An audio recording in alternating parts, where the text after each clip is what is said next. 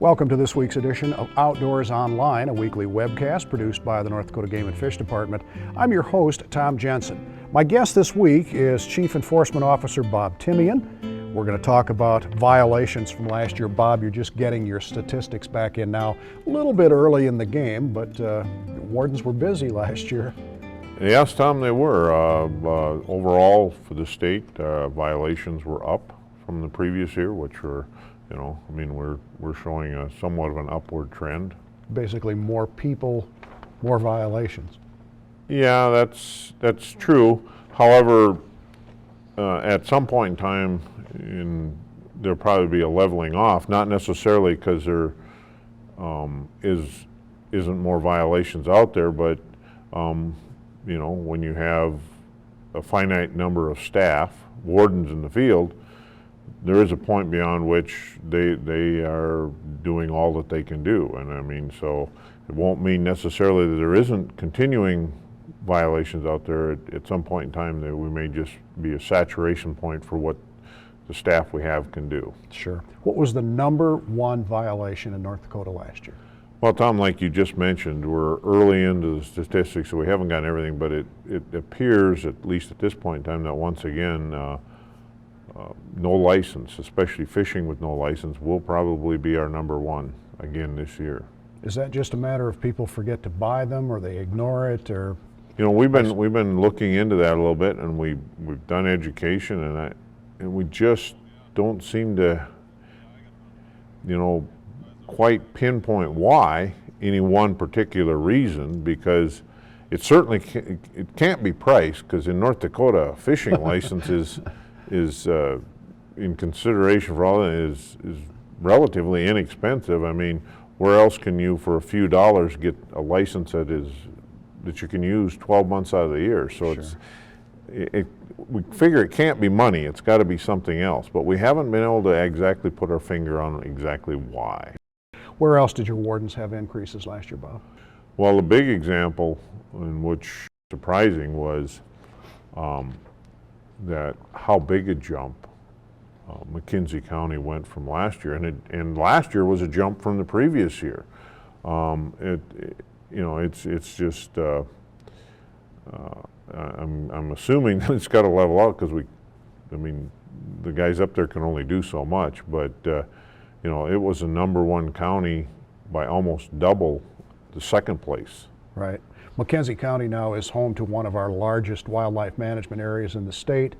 Obviously attracts a lot of people and a lot of different violations on the WMA. Yeah.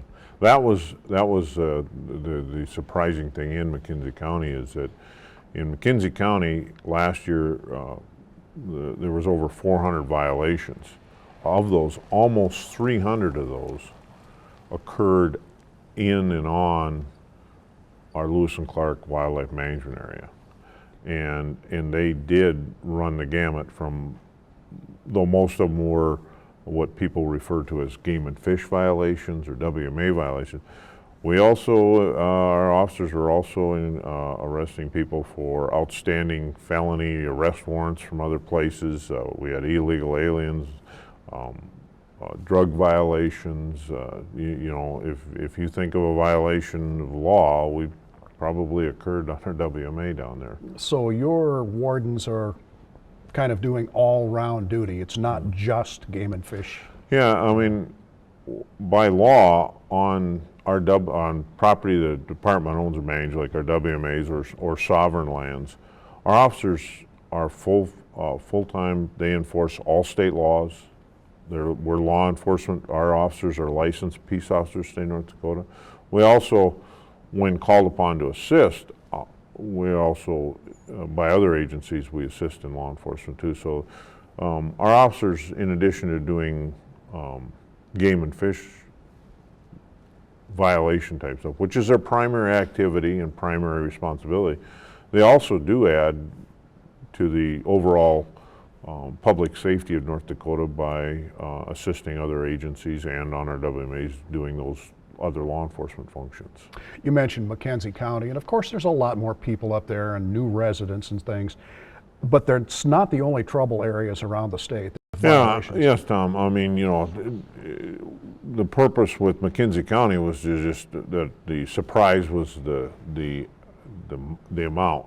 But does that mean that there aren't other places that are showing increase in violations up around Ramsey County? Devil's Lake, very popular fishing lake. You know, we've seen increases in violations up there. Now, when you go into that, you know, there's a couple things, and this is what comes with our analysis. Just because you see an increase in the number, you know, you got to dig into that a little bit to find out. I mean, in some cases, it may be because that's an area where for the past year we put additional effort and spotlight on, so we would expect it to go up. In another area may have went down because, well, you know, like I said, we have limited number of people. If we put them on a particular area, they may not have been focusing as much on another area, so that area might have gone down. As you learn about these Ramsey County, for sake of example, and you start to saturate the area with more law enforcement, with more of your wardens checking more people, does that act as a deterrent if people know that there are more wardens out there?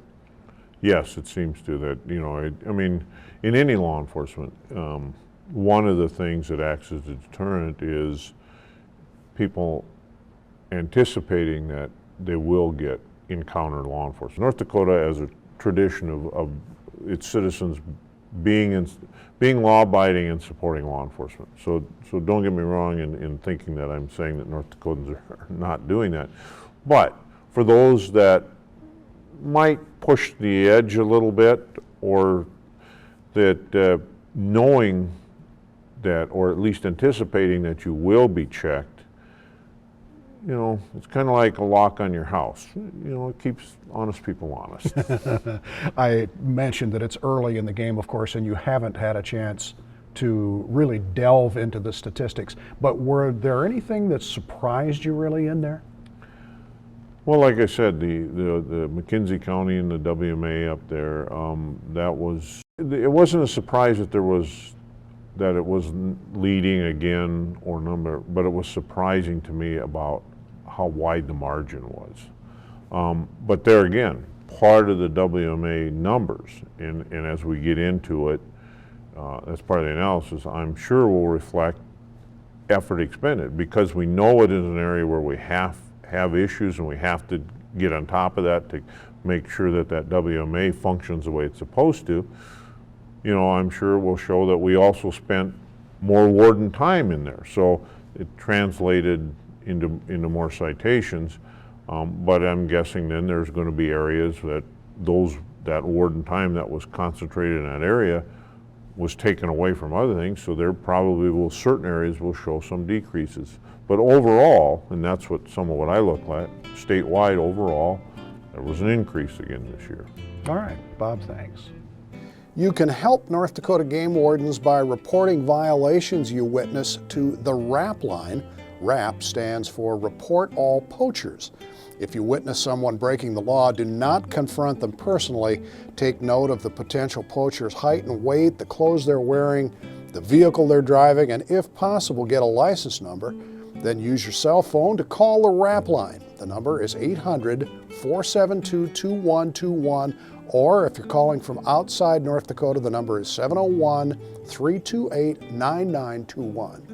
For Chief Warden Bob Timian and the rest of the staff here at North Dakota Game and Fish, thanks for joining us for Outdoors Online. We'll see you again next week.